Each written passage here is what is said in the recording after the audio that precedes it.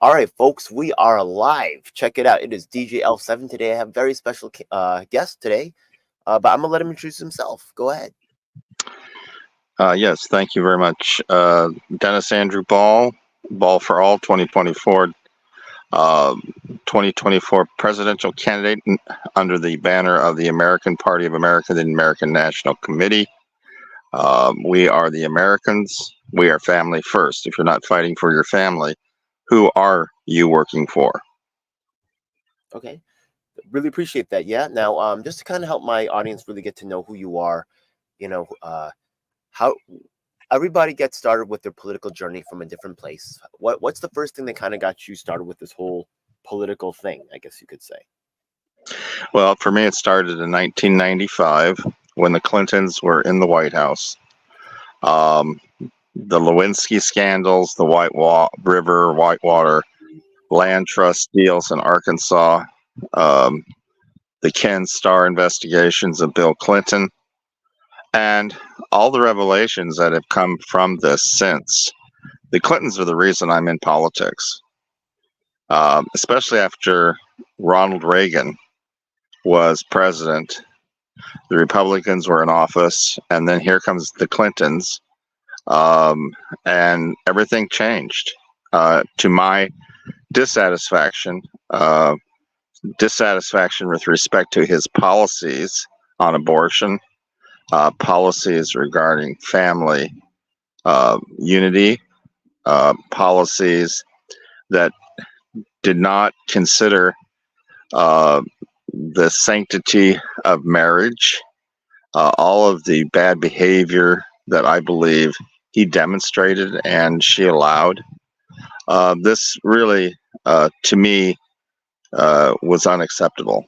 And as a consequence, it motivated me at that time. This was 1995, so this was 30 years ago, to do something that I think needed to change in the society to support the family structure, of moms, dads, and children, the traditional family structure, and create a better support system for our society, for our children, not only to survive, but to thrive and move it forward in terms of the elements that make for a vibrant, robust economy and moving it forward so that the families could survive and thrive in generations to come. I'm an author and a scholar. I've written over 66 titles on Amazon.com. Check it out. You will see that my work has been very timely and important, um, and very much into talking about that today as well. Okay, so the thing is that there's a lot of different people who have different they'll say different ideologies, right? Some people say they're socialist, some people say they're capitalist. I looked at some things that you've said already, and also your website, um and I think that it talks about family values, but do you have a certain political ideology that you represent? Definitely, I'm a capitalist. I believe your money and property belongs to you and only you, not the government. Even in your family, that It's very money and property belongs to you and should not be tampered with, should not be used, abused, and misused by anybody. Um, that's called pure capitalism, Adam Smith capitalism. What we have today is an abrogation of that, where every Tom, Dick, and Harry wants to pick your pocket, shake you down, and make you poor.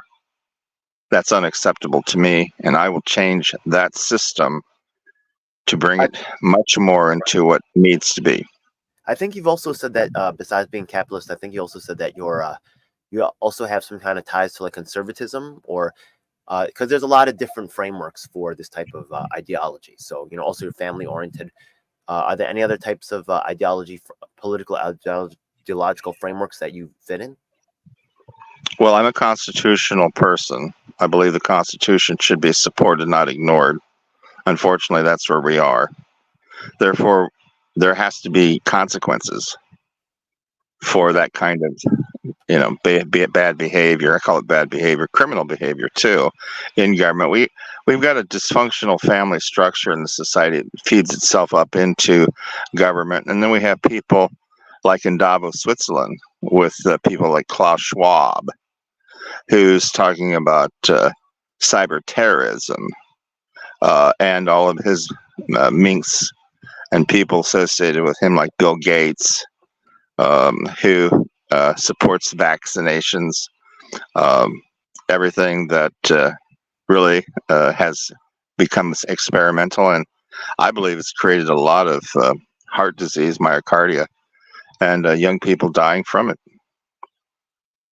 That's Klaus Schwab is highly disliked by many communities. Yeah, that's good to know though. So the thing is that some people, they'll say that they're one thing or other, but there's a lot of different factions within each movement.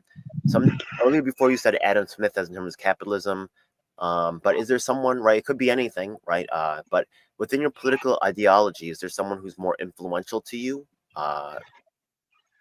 or your train of thought? Go ahead. No, I'm an original.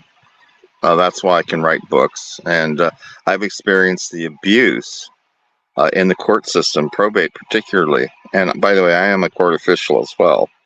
I was appointed by a bankruptcy court to be the trustee of a family trust, a trust that was whittled down in 22 months to nothing from $1 million.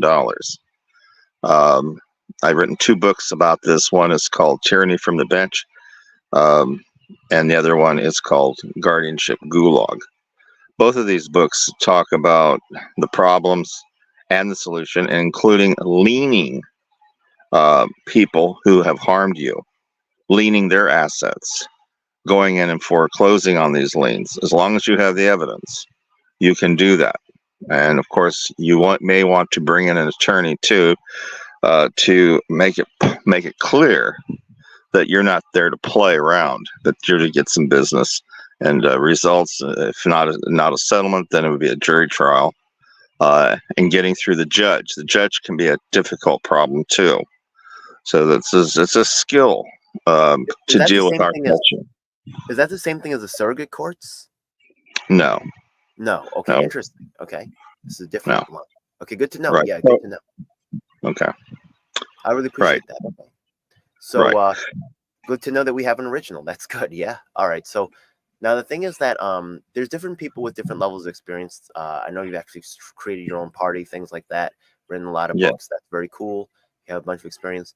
Out of all the things that you've done politically, maybe it's a couple things, right? You don't have to just limit yourself to one, but what are you the most proud of accomplishing?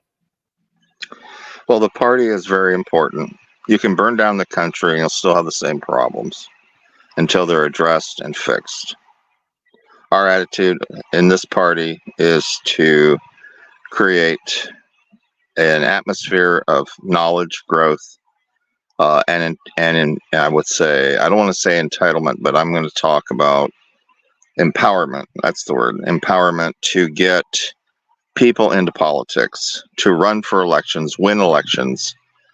I don't care if it's local, state, and federal.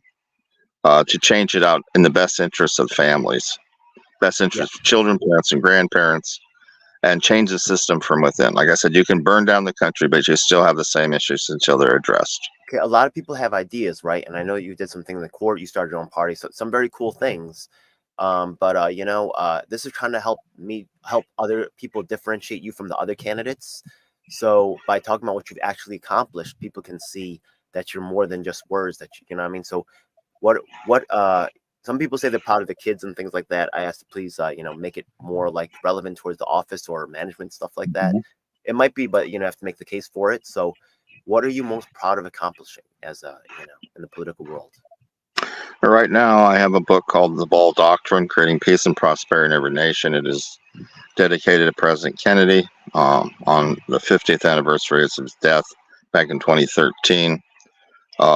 This book talks about building a middle class in every nation so that children in the Philippines swimming for sponges at a very young age, or making bricks in Pakistan at a very young age, their parents can provide support for them to be in school instead of out there in the fringes, being able to learn, have a childhood, and have a future.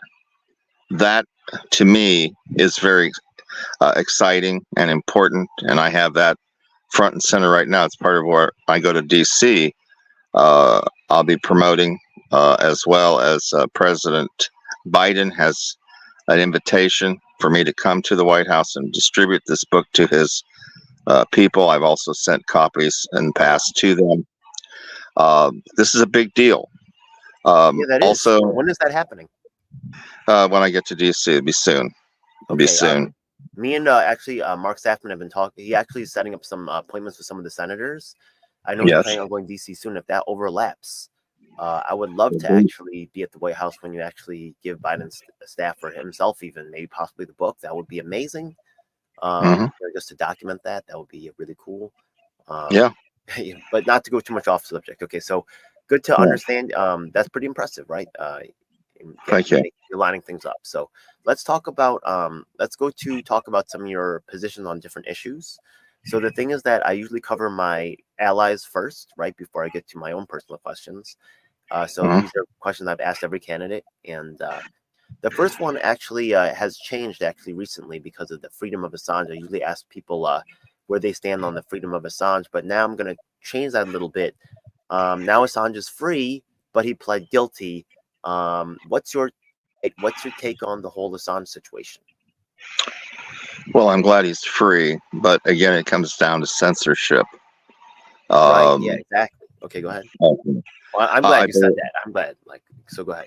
Oh, yeah. I've always believed that he was victimized by that, and our government is very much akin, really, to a propaganda machine to lead our people in their direction, whatever that may be. And anyone who comes to challenge that is deemed possibly an enemy of the state. That is a problem that our people need to do something about. Remember, we are the people. We have the power, but we got to know how to use this power in a way that will bring the other side to our side and hold them accountable for all the abuse that they have created. I'm 72 years old. I'm very angry at my generation for what they have allowed to happen, for all the sacrifice that was given to them from their ancestors and from their own parentage, if they grew up prior to World War II. This is where we are. It's a culture clash. We're dealing with so many isms, from Mao in China with his communists to Germany after the war during Hitler, Nazism, fascism. I mean, even Werner von Braun, the rocket scientist, with his scientists coming over here in Operation Paperclip. Yeah, these are the things that we don't talk about in this society. We need to. We need to talk about relationships, how they were created, how they were fostered, and what has happened. We are in crisis, from Child Protective Services to nursing homes who incarcerate our mothers for their money and property before or after their husbands die. You don't hear about that. I write about it. I agree, actually. Yeah. But that's just me, though. This is really for, and I appreciate your take on that. Right, I agree that more should be done on that particular topic. So, you're really conscious. That's really the answer that I kind of secretly wanted, but it's not really about what I want. But yeah, I do think that there's a larger issue at hand, right? With freedom of speech. It's very important. Like that, yeah. Very important. Our family structure is being assaulted, attacked, and in many cases destroyed. And their states are too. And I write about it in my book, Guardianship Gulag, as well as Tyranny from the Bench. That's where the judges rule for the lawyers and against the people. That's no good. They have to be held accountable. As president, I will, under Title 18's Section 241, 242, that gives the power of the president, I don't know if you know it, but Lincoln arrested judges during the Civil War Oh no, I because, didn't know that. oh yeah, you might want to check that out, Google that, because they were committing treason against the Constitution. He Really? was very much a constitutionalist, as I am. And, you can't have a society out here doing everything that they want to do and there be no consequence if you're going to have a country that believes in equity, fairness, justice, and a future. It just doesn't happen without accountability. And that's a problem we have in the society. They make new laws, so what? If you don't hold those people accountable to the laws you got nothing. So therefore, it is absolutely necessary that law and order be restored in America. All right. There's a I used to be tight with. Well, I was actually, Yang Gang was actually a large Asian American community, and I ran into Uh-huh. the UBI question. That's still a group that, well, that's a whole nother story. But what's your position on UBI, Universal Basic Income? Oh, I see. Well, I'm not for that. I'm sorry. No, don't be sorry. I'll tell you the truth. I actually have my own criticisms. The thing is that a lot of people, they'll say something's good, but it can be interpreted in so many ways. A lot of times weaponized against the community that this says it's for, and a lot of people just have this blind, oh, this word is good.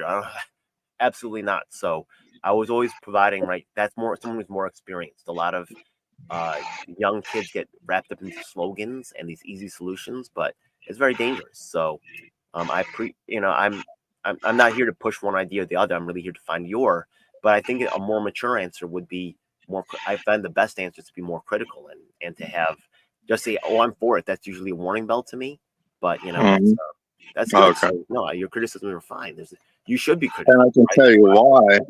I've written a book called Hipster Capitalism, the free enterprise capitalism to the millennial generation. Now we've got Generation Z. Situation being that a book called Ballоnomics, lifting America and the world out of poverty from the bottom up. Okay. That talks about skilled labor, education, and creating jobs that are living wage, that provides the support for families and their future. And that's skilled labor. That means jobs that will get you out of poverty, jobs that will support your children and yourself, similar to the Ball Doctrine. All of this is incumbent upon a society who cares. If we don't care about our family structure, then it falls apart, and that's unfortunate. What's happened now. As a consequence, therein lies the real problem, and that's the elephant in the room nobody wants to talk about. Okay, so just as in terms of like UBI, can you outline more of the? So you're more for jobs and affordable,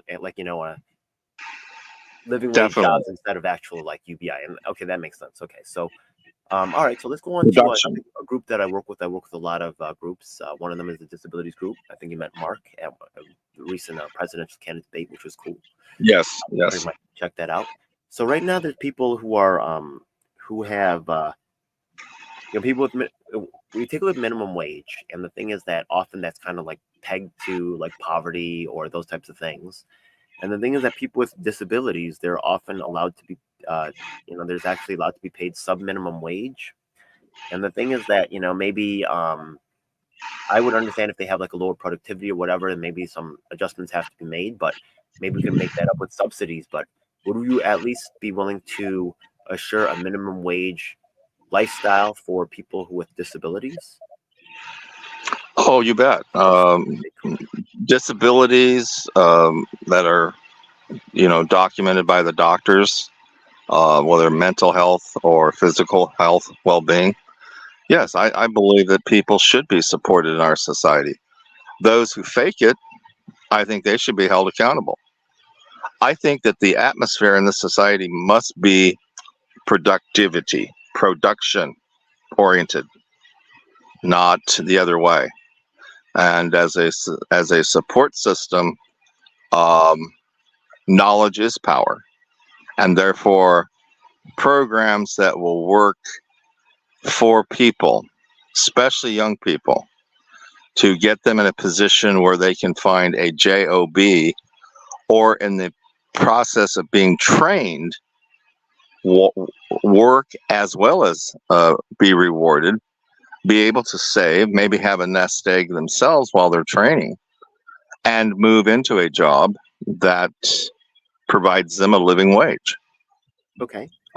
As a matter of fact, appreciate that. Yeah. Okay. yeah. So there's another group that I work with. I'm not sure how crazy you can be about this, but just let me get through the question. Okay. So Mhm. another group that I am actually working with is the trans community. And the thing is that we know that trans people face a lot of discrimination in jobs and in housing and things like this. And a lot of times they are forced into like public housing, right? Situations because, and I understand, not saying I approve it, but I understand. And the thing is that, so this is a hypothetical question, right? So the thing is Mhm. that let's imagine that 10% of the people applying for public housing are trans, right?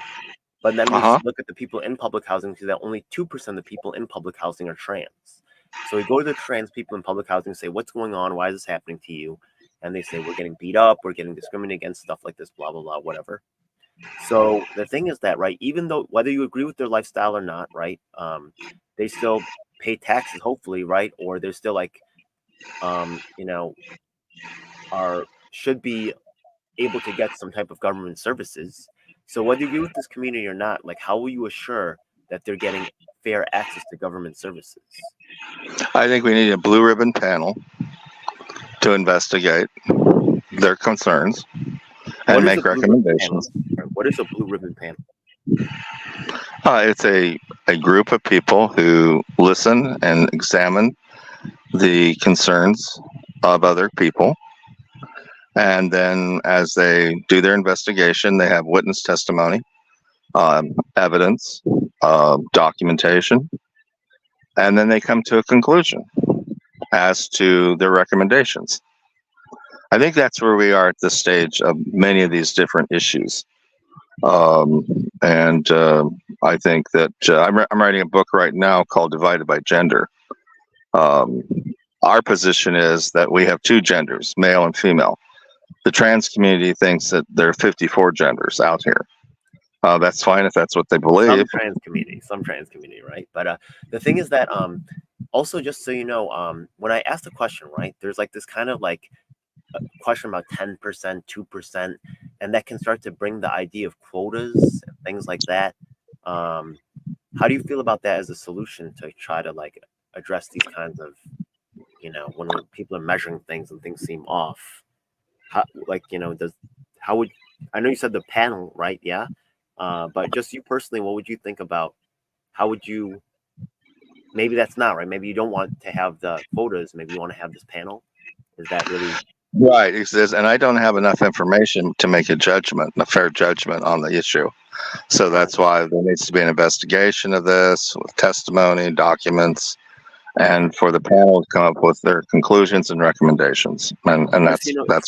just so you know, I've asked all the questions for all the cancer the same, and it's extremely rare for anybody to support quotas in any case. So that's pretty that you, and by the way, if you want, you can compare your answers to other candidates, at some point, if you ever want to. Just so not a bad answer. Okay, so let's go on to another community that I work with.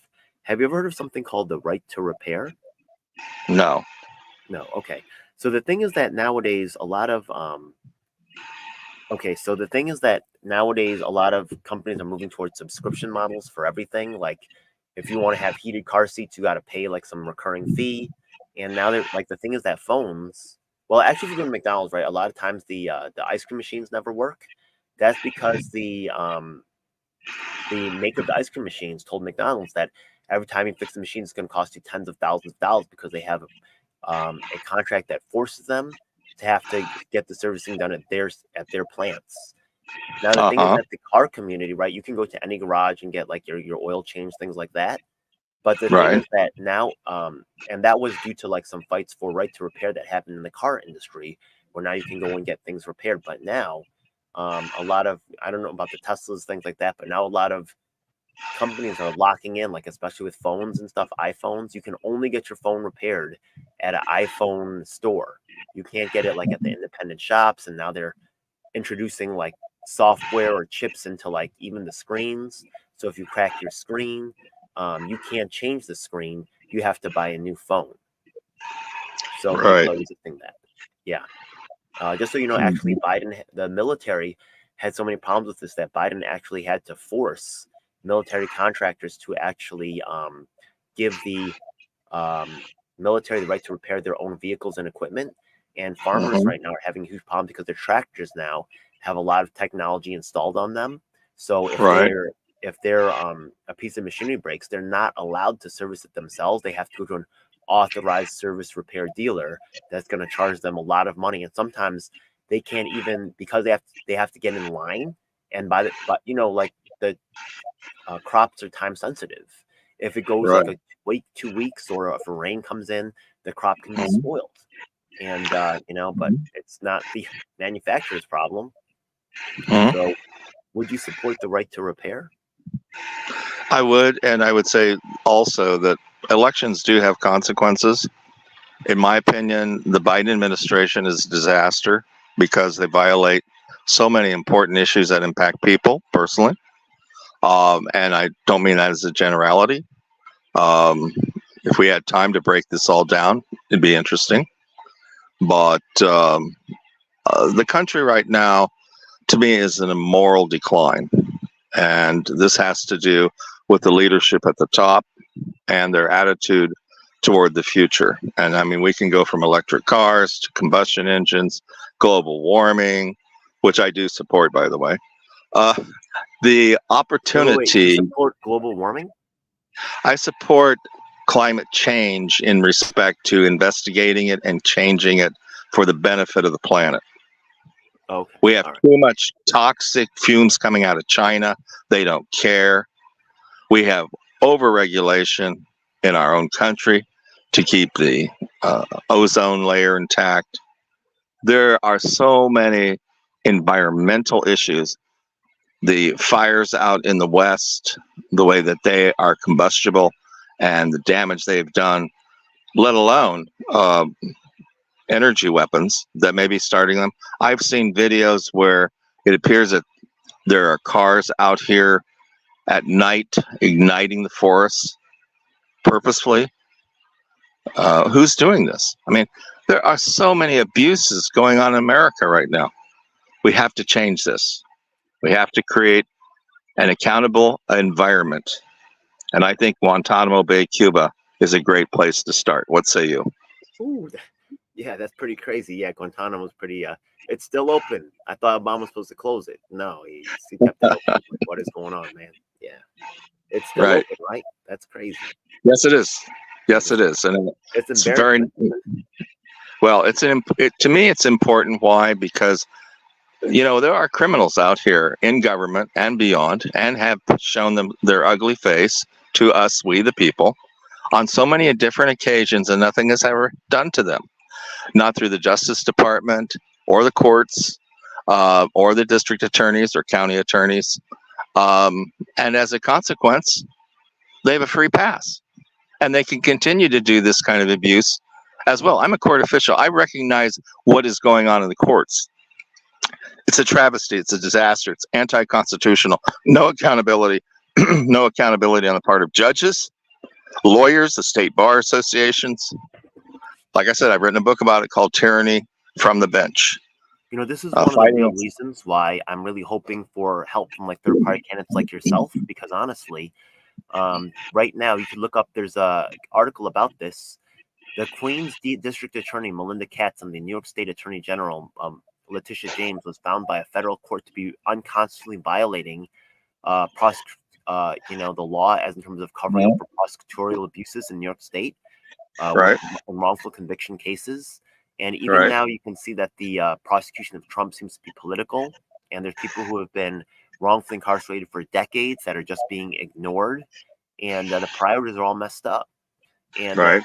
I have to tell you that the media likes to talk about third-party people like Jill Stein, Cornel West, and I have a lot of history with these people, and they're also don't give a damn.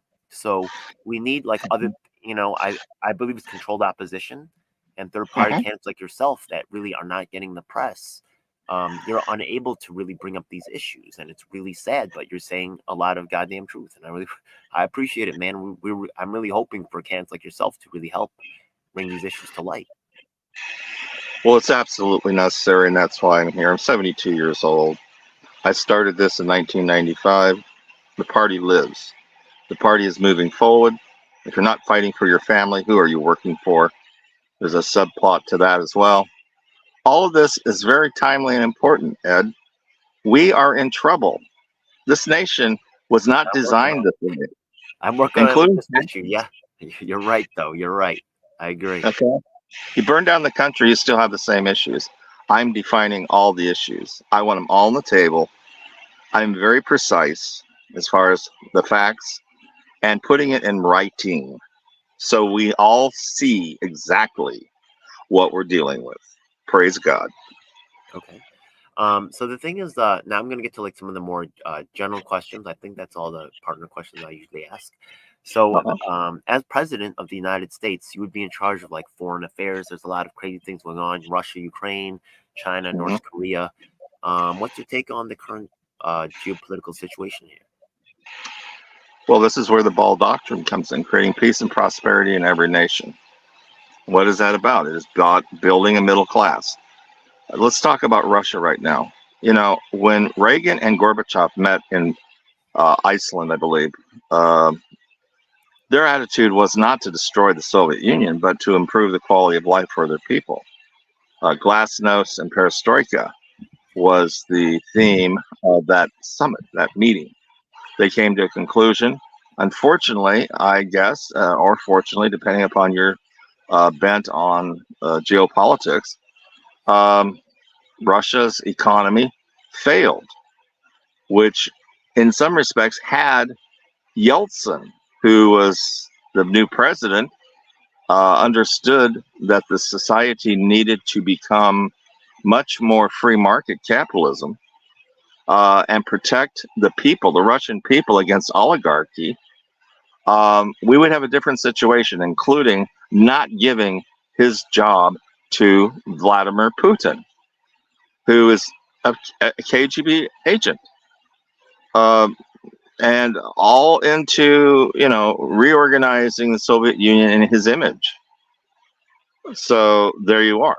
Okay, now Europe is very important. Yesterday there was a meeting in Washington regarding the founding of NATO.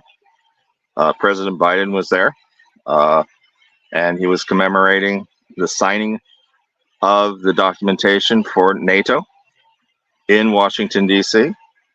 I thought it was very good, personally. I think NATO is important, and I believe that this war in Ukraine must end. And I think Mr. Putin must end it. If not he, then others in the Kremlin. How do we do this? I do believe we have to have a strong State Department, a lot of open communication, and consequences for the failed policies of Russia, including their own people coming against their own government, as we are dealing here in America. All of this is very timely and important. You see what happens to dissidents in Russia, whether it's the old Soviet Union or the new or established Putin Republic, if you will. I gotta. Navalny. I'm just gonna slide this in, right? I usually don't do this, but the thing is that when you look at Afghani, remember those guys who were like hopping on the plane, like and when the plane took off because they were like desperately trying to get out. So the thing is that if Putin loses power, it's very possible that he'll be killed. You get what I mean? Good. So, like, I understand where like what you're saying, right? Like, but if he gives up his power, he could die. So he's going to be very incentivized to hold on to it at all costs, because if he gives it up, he'll die. You get what I'm saying? So how do you convince him to do that? Well, that reminds me of Saddam Hussein. he was all into the same thing. Most of these dictators are. I mean, Saddam's dead too, right? Who? Saddam is dead too. That's true too. Yes. Yeah, so well, who's let not me going to say want to this die? too. He'd rather push the nuke, I think. What do you like? It's very concerning. Well, it is. It is concerning, and I do believe that Ukraine cannot be defeated. The United States and NATO must support them, and the wars are bad. That's why the ball doctrine exists.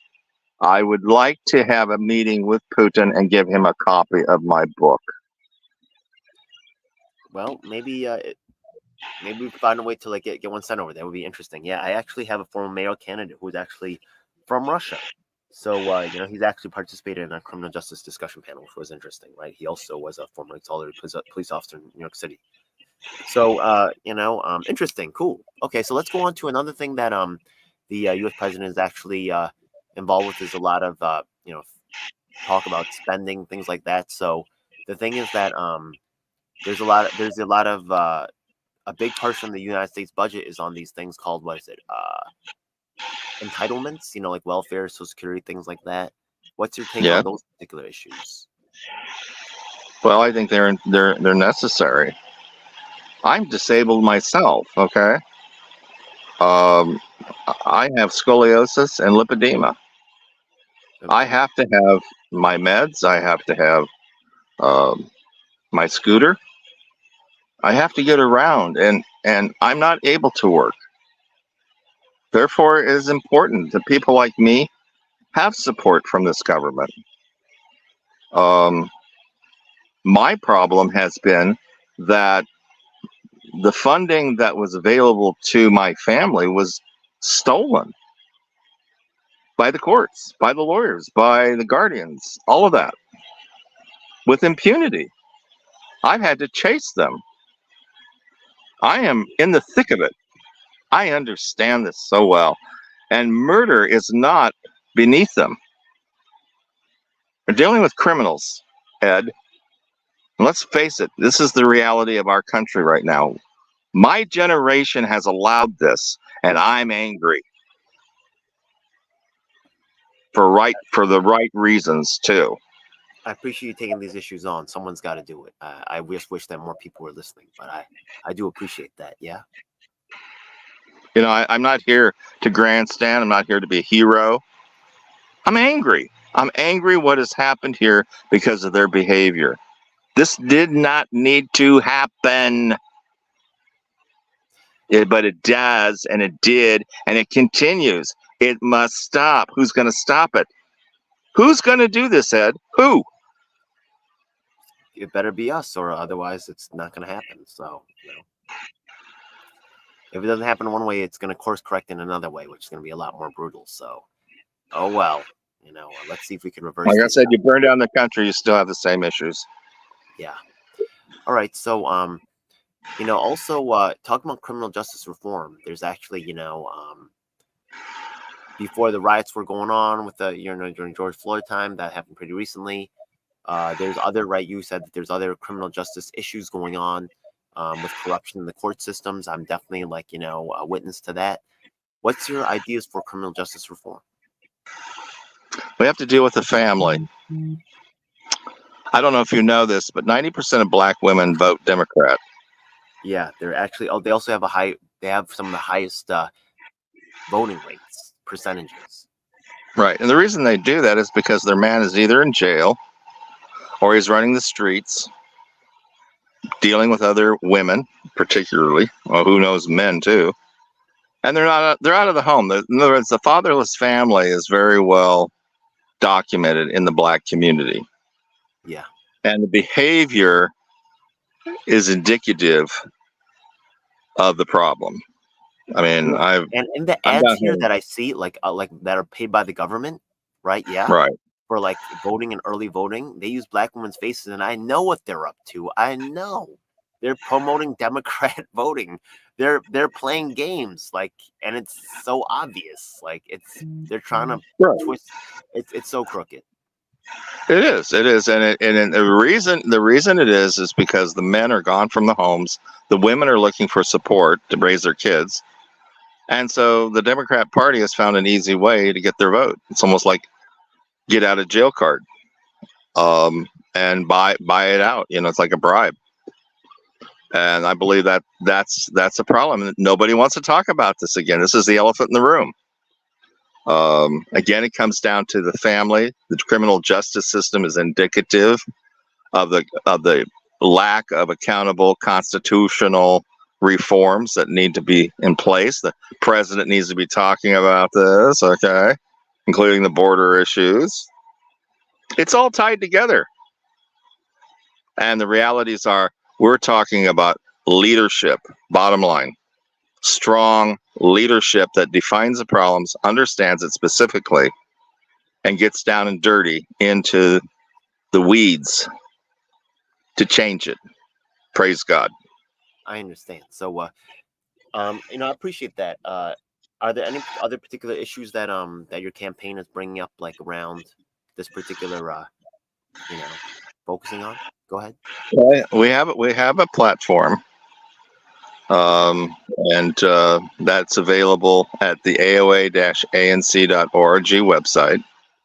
Okay. Term limits is important, as well as others. I don't have the list in front of me, and it's been a while since I referred to it, but it's there, and the veterans issues as well.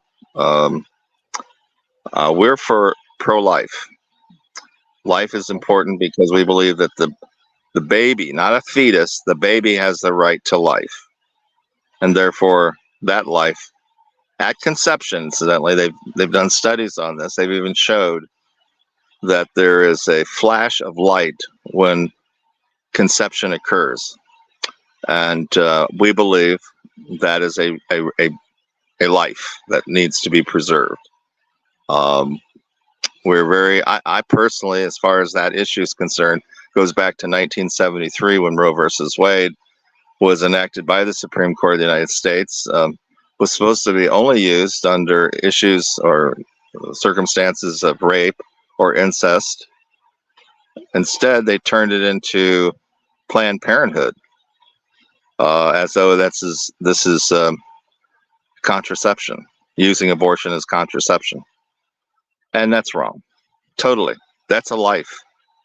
That's what we believe. As I said before, we are family first. We are the traditional family. And if the gay community wants to come into our party, they're welcome, as long as they support the traditional family. That's who we are. Yeah. Okay. Good to know. All right. So let's see. So I think now that people have your information, like your website, stuff like that, I think you said the Biden trip is coming up. What else do they have to look forward to from your campaign? You got like any events coming up or any particular drives coming up? Right.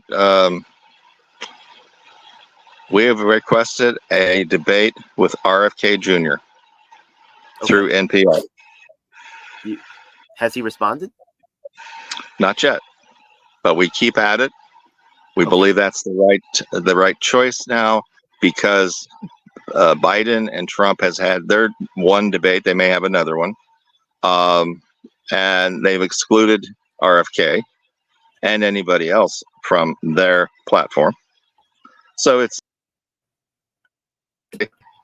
dealing with ballot access, which we both campaigns are very much aware of. And it's an opportunity to show the nation there is a clear choice outside of the establishment community. Okay. Just so you know, just from my experience of working with people that are around, because I was also pretty fierce in the Tulsi team, which was actually close to the RFK people. I also know about other independent third-party candidates that actually popped up after myself, I believe, to try to clone my work, but it's okay, right? Yeah, like that's probably for the best. There's the Free Equal debate, also Green Party Alaska also had a debate, and just like knowing about RFK's interactions with them, I'm sorry to say that I believe that RFK, Cornel West, Jill Stein, they're all playing this game where they're the recognized third-party candidates, and they don't want to bring other people in. So maybe you'll be different, but if things hold true to the pattern, I would. My guess is that they're actually occupying a space of controlled opposition, and they're not going to actually try to help any other candidates like yourself. They're only working within their closed circle. I understand, and that's okay. Good luck with him. I wish you the best luck, though. I hope he does it, though. We'll see. Yeah, we'll see. I have to tell you something. I'm a man of God, okay? God was the one who put me in this position.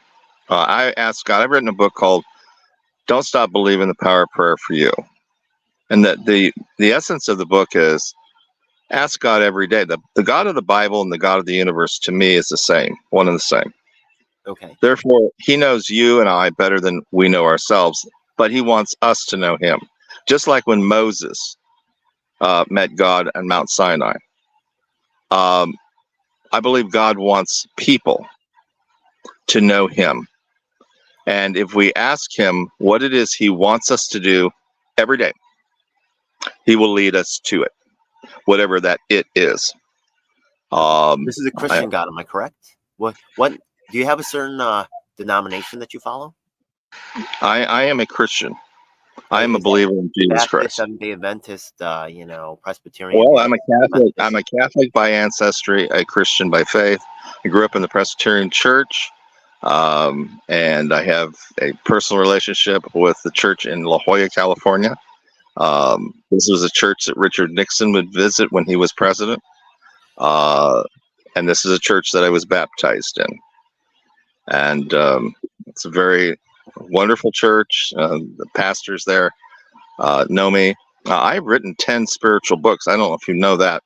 If you go to the AOAANC.org website and look in the bookstore, you'll see all of my spiritual books that I've written, as well as my family and political books I've written. Yeah. So knowledge is power, Ed. That's true. So I think this is a good place to actually wrap up the it's been about an hour. So okay. Usually this is where it ends, but just before we go, I know before you mentioned the website, which is good. I know you also have an Amazon store where you sell, I think you have like about 60 books right now. Yes, 66, and I have a few more coming. So do you want to share any other information, maybe your social media before it's all done? Well, yes, let me say this. We are looking to get billboards, TV ads, and postcards out to the public arena. All of this is very timely as we approach the election on November 5th. We are also challenging every state legislature through the courts to get on the ballot. It's very important and timely. Third parties need, in my opinion, to become more of a parliamentary system, a congressional parliamentary system. The two-party system has failed our people. It's an oligarch. It's in itself. That's why I'm not a Republican or a Democrat. I believe that the family structure, I am pro-family. The situation being it needs support. If it doesn't get support, it fails. And there are reasons all for that. We've talked about it today. There's a lot more to this. But the good news is we have the structure here and the information and knowledge to do something about it. Regardless of if I'm here or not, people can pick up my work. Our goal right now is to have offices in every county, in every state, holding classes, reading my books, and getting educated to run for office and go in and change the system from within on the local, state, and federal level and make America strong again. Praise God. All right. Sounds good. Hey, thank you so much. Yeah. All right. So thank you for the invitation. Yes. God bless. Okay. So I'm going to end the stream right now. Okay. I ended the stream. We should be